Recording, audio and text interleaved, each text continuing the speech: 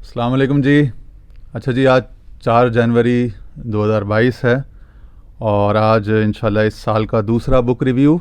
اور یہ جو گزشتہ دنوں ہم نے یہ کتاب آپ کے سامنے پیش کی تھی حکایات عثمانی کے نام سے، اس کا ریویو ہم نے سرسری اس کی فنی خوبیوں پر ہلکی سی بات کی تھی، مگر اس کے اندرونی متن پر، اس کے مندرجات پر اس وقت بات نہیں ہو سکی تھی.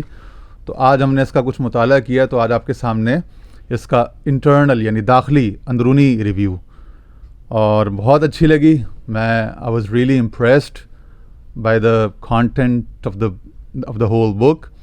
اور الحمدللہ مجھے تو ایسا لگا کہ یہ شیخ سعدی اور مولانا روم کی ایک طرح سے تجدید سمجھ لیں، اب 21ویں صدی میں اردو زبان میں آپ کے سامنے آ رہی ہے. یہ اس کی جدید فارم، جو ان کا اسلوب تھا حکایات کے ذریعے سے حکمت بھری گفتگو کرنا، نصیحت آمیزی، اور جو اصل میں تو قرآن مجید کا اسلوب بھی وہی ہے، ٹھیک ہے نا. پھر آگے وہ جو شیخ سعدی اور مولانا روم کے ہیں وہ یہ ہے کہ نظم میں ہے، اور یہ اسلوب تو وہی ہے، بس اس کی فارم چینج ہے، صنف چینج ہے. صنف سخن جو ہے یہ نثر میں ہے، مگر اس کے اندر مجھے درد دل، اخلاص اور انسان کے ساتھ کنیکٹ کرنا، اور انسان کو اپنے کلام کے ساتھ اور کلام کے معنی کے ساتھ کنیکٹ کرنے کی جو اثر انگیزی ہے، وہ جادو بیانی یا جادوئی خوبی جسے کہتے ہیں، وہ مجھے اس بیان میں، ان حکایات میں، اس کتاب میں نظر آئی. چنانچہ میں نے مائک اور کیمرہ اٹھا کے اللہ تعالیٰ کے فضل و کرم سے، اس کی رحمت سے امید کرتے ہوئے میں نے بس یہ ٹھان لی کہ بھائی اس کے اوپر ایک اور ریویو ہونا چاہیے اور اس کے کچھ اسباق آپ کے سامنے. تو آج ہم نے اس کے صفحہ نمبر 16 اور 17 سے 2 عدد حکایات کا انتخاب کیا، اور اگر بات کچھ زیادہ طویل نہ ہوئی تو صفحہ نمبر 22 سے ایک تیسری حکایت بھی آپ کے سامنے لے کر آئیں گے، ٹھیک ہے. اور یہ پکٹوریل یعنی السٹریٹو ہے، کہ ساتھ میں السٹریشنز، یعنی آپ کے سامنے اس کی پکچرز بھی سامنے آ رہی ہیں اس حکایت سے متعلق، تاکہ چھوٹا بچہ جو دیکھے تو وہ فیسینیٹ بھی ہو اور بعد اس کو اچھی طرح سے سمجھ بھی آ جائے. تو صفحہ نمبر 16 پہ یہ حکایت ہے ان کی، سینگ اور سرمایہ. فرماتے ہیں، ایک بھینس کے سر پر 2 نوکیلے سینگ تھے. کسی نے اس سے پوچھا کہ یہ سینگ تم نے کاہے کو سر پہ سجا رکھے ہیں؟ بھینس نے کہا کہ میرے سر میں سرمایہ ہے، یعنی ایسٹ، کیپٹل یا ویلیبلز ہیں. بھینس نے کہا میرے سر میں سرمایہ ہے اور یہ سینگ اس سرمایہ کی حفاظت کرتے ہیں. یعنی میرے سر میں کوئی دولت ہے اور یہ جو سینگ ہیں اس دولت کی حفاظت کرتے ہیں، کہ اس سینگ کی وجہ سے اس سر میں موجود سرمایہ تک کسی کو ایکسیس نہیں ہوگی، رسائی نہیں ہوگی. کوئی پہنچ جائے گا تو یہ سینگ میرا دفاع کریں گے، اس کو ماریں گے اور وہ شخص دور ہو جائے گا. تو اس کو وارڈ آف کرنے کے لیے، چور کو یا کسی بھی اس کو. اچھا، یہ سن کر پوچھنے والے نے کہا، اس بھینس سے پوچھا کہ بھلی مانس، تیرا اصل سرمایہ تو دودھ ہے جو روزانہ تیرے تھنوں سے نکال لیا جاتا ہے، اور تو خاموش کھڑی رہتی. تیرے پاس اتنی عقل یا اتنا دماغ، اتنا فکر تو ہے نہیں. تو نے جس شے کو اپنا سرمایہ سمجھا ہے وہ تو تیرے پاس ہے ہی نہیں، اور نہ کوئی تجھ سے اس کی توقع رکھتا ہے، انٹلیکٹ کی، ٹھیک ہے نا، کوگنیٹو ایبلٹی کی، ٹھیک ہے. تجھ سے تو لوگ توقع صرف دودھ کی کرتے ہیں، اور صرف دودھ کے لیے ہی تجھے کارگر مفید سمجھتے ہیں. اور جو تیرے پاس واحد دولت یا ایسٹ ہے، تو اس سے غافل ہے، اور کسی ایسی شے کو جو تیرے پاس ہے ہی نہیں تو اس کا دعویٰ کر کے بیٹھی. اب اس میں سے جو اشارے نکلتے ہیں، نیچے انہوں نے پھر الگ سے ایک ٹیبل بنایا ہے اور اس میں اشارات کے نام سے ایک کالم بنایا ہے.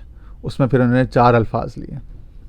فرماتے ہیں سرمایہ سے مراد انفرادی عقلی استعداد، انفرادی عقلی استعداد، یعنی انڈیویجول مینٹل یا کوگنیٹو یا انٹلیکچوئل کیپیسٹی یا آئی کیو. انڈیویجول آئی کیو، فرد کا جو عقلی استعداد ہے. سینگ سے مراد اپنی عقلی استعداد پر شدت سے انحصار کرنا، over reliance on your intellect اور یور آئی کیو، یور مینٹل کیپیبلٹیز. دودھ سے مراد روحانی ذوق، روحانی علم، جو عقلی استعداد سے کئی گنا بڑھ کر ایک صلاحیت اور ایک اللہ کا تحفہ دینا. حدیثوں میں بھی دودھ کو علم سے اور روحانی ذوق اور صلاحیت سے تشبیہ دی گئی. اور دودھ نکال لیا جانا، دودھ دوہا جانا بھینس کا، اس سے مراد روحانی ذوق کے حصول کا اس زندگی میں دورانیہ ختم ہوتا جا رہا ہے. جس طرح بھینس میں سے دودھ نکل جائے 30 40 50 لیٹر تو اس کا اس وقت تک کے لیے دودھ ختم ہو جاتا ہے، یا تقریباً 10 15 16 20 سال تک جب بھینس سے دودھ مسلسل نکالا جاتا ہے تو اس کے بعد بھینس کی مزید دودھ پروڈیوس کرنے کی صلاحیت ختم ہو جاتی ہے. تو اسی طرح روحانی ذوق کے حصول کا تو ایک عرصہ حیات ہمیں دیا گیا ہے نا، 50 60 65 70 75 80 سال. اسی کے اندر ہم نے روحانی ذوق کا عرق کشید کرنا ہے، اس کا حصول کرنا ہے اور ان اسرار سے آشنا ہونا ہے. ٹھیک ہے نا، یعنی خدا کے ساتھ کنیکشن، اسپریچویلٹی جو ہے اس کو آئیدر ہم نے یا تو اس دنیا میں حاصل کر لینا ہے جس طرح بھینس کا دودھ ہے، اور یا پھر ہم نے اس کو چھوڑ دینا. لیکن انسان اتنا غافل ہے کہ اس کو چھوڑ کر کمتر شے یعنی اپنی دنیاوی چالاکیوں، مکاریوں، کلیورنس، اسمارٹنس جو ہے اس کے پہلے حصول پر، اکتساب پر، اور پھر اس کے دفاع کے میکینزم ڈیوائز کرنے پر، انوینٹ کرنے پر ساری اپنی صلاحیتیں صرف کرتا رہتا ہے. اور جو اس کے پاس بیش قیمت سرمایہ ہے، جو وما خلقت الجن والانس الا لیعبدون ای لیعرفون، کہ میں نے تو انسانوں کو اسی لیے پیدا کیا کہ وہ مجھے میری عبادت کریں، یعنی کہ میری معرفت حاصل کریں، میری پہچان. تو وہ پہچان، وہ روحانیت، وہ روحانی جو ذوق اور استعداد تھا، اس کے حصول سے وہ بیچارہ غافل ہو جاتا ہے، کسی اور شے کو اپنا سرمایہ سمجھ کر اس کے دفاع اور اس کے حصول اور اس کی پریزرویشن پر اپنی ساری صلاحیتیں اور محنتیں صرف کر رہا ہوتا ہے. تو انسان بھی بیچارہ، انہیں کہتے ہیں نا عقل بڑی کے بھینس، تو انسان بیچارہ بھی زندگی اگر روحانی شعور اور خدا سے تعلق باللہ، تعلق بالرسول کے شعور کو وہ نعمت نہ سمجھے، اس کو پرسو نہ کرے، تو انسان اس بھینس سے کم نہیں ہے جس کے بارے میں محاورہ کہا گیا کہ عقل بڑی کے بھینس. اگلی حکایت صفحہ نمبر 17 پر ہے، کیکر کا بیٹا. کہتے ہیں کہ جنگل میں کیکر کا ایک بہت بڑا درخت تھا. یہ کیکر جو درخت ہوتے ہیں نا، یہ بظاہر، اور ہم بھی آج تک اس کتاب کے پڑھنے تک میں بھی یہی سوچتا تھا کہ یار یہ کیکر کا دنیا میں کیا فائدہ ہے، کوئی فائدہ تو ہوگا، لیکن کہتا تھا یار یہ ملیر میں بہت سارے کراچی کے مضافاتی علاقوں میں بہت آپ کو کیکر ملتا ہے. تو انسان سوچتا ہے کہ یار اس میں کانٹے ہوتے ہیں اور یہ خشک ہوتا ہے، خود را ہوتا ہے، خود ہی اگ جاتا ہے، اور بظاہر نہ کہ اس کی کبھی لکڑی جلتے ہوئے دیکھی، نہ اس کو کسی اور استعمال میں دیکھا، تو سمجھ میں نہیں آیا کہ یار یہ کس لیے ہے یہ. لیکن اس کے اوپر ایک حکایت سنیے، ان کی حکایت عثمانی. ملک عثمان صاحب ماشاءاللہ ونڈرفل جاب، تھمز اپ، بہت اچھی کتاب لکھی، بہت اچھی حکایتیں جمع کی ہیں، سبق آموز. کہتے ہیں جنگل میں کیکر کا ایک بہت بڑا درخت بڑی شان سے کھڑا تھا، ہر طرح کی گرمی، سردی، موسم کی سختیاں برداشت کرتا، لیکن اس کی استقامت میں کوئی فرق نہیں آتا تھا.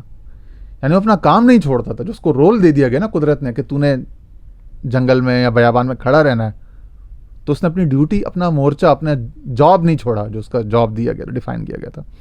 استقامت سے کھڑا رہتا اور کوئی فرق نہ آیا. ایک دن کیکر کے ایک بیٹے نے اپنے باپ سے کہا، ظاہر بچہ تھا، نہ سمجھتا، بچہ باپ سے پوچھتا ہے، تو اگر بچہ باپ سے یا مرید استاد سے، شیخ سے پوچھ لے تو اس میں کوئی قباحت نہیں ہے، کیوں بیچارہ نہیں جانتا. فَاسْأَلُوا أَهْلَ الذِّكْرِ إِن كُنتُمْ لَا تَعْلَمُونَ. وہ لوگ جو اہل ذکر ہیں یعنی اس کو یاد میں رہتے ہیں، ان سے پوچھ لیا کرو اگر تمہیں نہ پتا. تو اس نے پوچھ لیا کہ ہم اتنا عرصہ پاؤں زمین میں دبائے، پاؤں گھاڑے زمین میں کھڑے رہے ہیں اتنے عرصے، آئندہ کب تک کھڑے رہیں گے؟ ہمیں بھی چاہیے کہ دوسرے جانداروں کی طرح چلیں پھریں، موو اراؤنڈ کریں.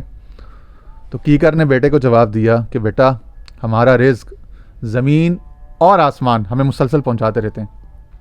زمین سے ہمیں گروتھ، نرشمنٹ ملتی ہے، اور آسمان سے ہمیں پانی، اور ہم مسلسل بڑھتے پھلتے پھولتے رہتے ہیں. کہتے ہیں ہمیں رزق کی تلاش میں ادھر ادھر نہیں دوڑنا. اور پھر دیکھو یہ انسان، یہ مویشی خود چل کر ہمارے پاس آتے ہیں، پرندے خود ہمارے اوپر آ کر بغیر دعوت کے ہمارے اوپر آ کے گھونسلے بنا دیتے ہیں. پرندوں کو، جانوروں کو، انسانوں کو سب سے ہم سے فائدہ ہوتا ہے. ہواؤں کی ڈیوٹی ہے کہ ہمارے پاس آ کر جھولیں. ہوائیں ہمیں خوش کرتی ہیں، ہمیں لہلہاتی ہیں، ہمیں ٹھیک ہے نا، ہمیں ہلاتی ہیں، جلاتی ہیں. تو ان کی، ہواؤں کی بھی ڈیوٹی لگی ہوئی ہے، پرندوں کی بھی ڈیوٹی لگی ہوئی ہے. انسانوں اور مویشیوں پر بھی خدا نے ان کے دلوں میں ڈال دی ہے کہ آؤ ان کو چر لو، یا ان کے سائے میں بیٹھ جاؤ، یا ان سے کوئی لکڑی توڑ کے اپنے دانت کا خلال کر لو، دانت صاف کر لو، یا لاٹھی کے طور پہ استعمال کر لو، کوئی ایسی بات. اور بادلوں کو حکم ہے کہ ہمارے اوپر برسیں اور پانی دیا کریں ہمیں، کریں. یہ سب ہماری استقامت کی وجہ سے. چنانچہ یہ استقامت ہمیں بہت عزیز ہے. اشارہ اس میں سے انہوں نے یہ لیا ہے کہ استقامت چاہے کیکر کی ہی ہو، جنگلی، بدبودار، بے ذائقہ، بظاہر بے نفع، غیر نفع بخش ایک کیکر کی جھاڑی یا کانٹے کی ہی اگر استقامت ہو، وہ اپنے مرکز سے اپنے کام سے نہ ہٹے، تو بالآخر اس کو فائدہ ضرور حاصل ہوتا ہے. استقامت ہمیشہ ثمربار، ثمراور، نتیجہ خیز ثابت ہوتی. وآخر دعوانا الحمدللہ رب العالمین.